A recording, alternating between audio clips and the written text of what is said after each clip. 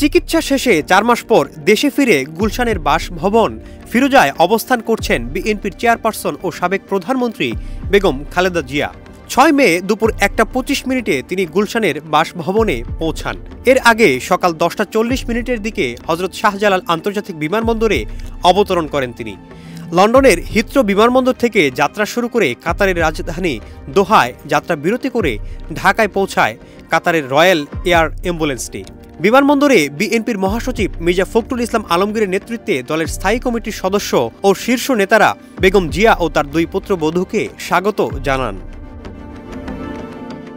৫ মে বিএনপির ভারপ্রাপ্ত চেয়ারম্যান তারেক রহমান নিজে গাড়ি চালিয়ে মা খালেদা জিয়াকে হিথ্রো বিমানবন্দরে পৌঁছে দেন। সেখানে লন্ডন প্রবাসী বিএনপির নেতাকর্মীরা তাকে বিদায় জানান। লন্ডন থেকে তাকে বহনকারী রয়্যাল এয়ার অ্যাম্বুলেন্সটি উপহার দিয়েছেন কাতারের Emir Sheikh Tamim bin Hamad Al Thani. রাত ৯:৩০ দিকে লন্ডনের হিথ্রো বিমানবন্দর থেকে যাত্রা করেন খালেদা জিয়া। খালেদা জিয়ার সঙ্গে দেশে ফিরেছেন তার ২ পুত্রবধূ ডাক্তার জোবাইদা রহমান ও সৈয়দা শর্মিলা রহমান। ডাক্তার জোবাইদা প্রায় ১৭ বছর পর বাংলাদেশে ফিরলেন, যার উপস্থিতি এই সফরকে দিয়েছে বিশেষ গুরুত্ব। ধানমন্ডির পৈতৃক নিবাস মাহবুব মঞ্জিলে উঠবেন তিনি। অন্যদিকে সৈয়দা শর্মিলা রহমান গুলশানে থাকবেন খালেদা জিয়ার সঙ্গেই। হযরত শাহজালাল আন্তর্জাতিক বিমানবন্দরে প্রবেশের আগে গণমাধ্যমে কথা বলেন বিএনপির মহাসচিব মির্জা ফখরুল ইসলাম আলমগীর।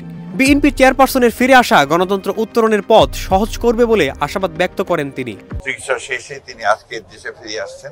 এটা আমাদের জন্য, জাতির জন্য আজকে আনন্দের দিন। আমরা মনে করি যে বেগম খালেদা জিয়ার উপস্থিতি, তার দেশে ফিরে আসা, এটা আমাদের গণতন্ত্রের উত্তরণের পথকে আরো সহজ করবে। বিমানবন্দর এলাকা ঘিরে জোরদার ছিল পুলিশ, সেনাবাহিনী, র্যাব সহ আইন শৃঙ্খলা বাহিনী ও গোয়েন্দা সংস্থার বিভিন্ন স্তরের নিরাপত্তা ব্যবস্থা।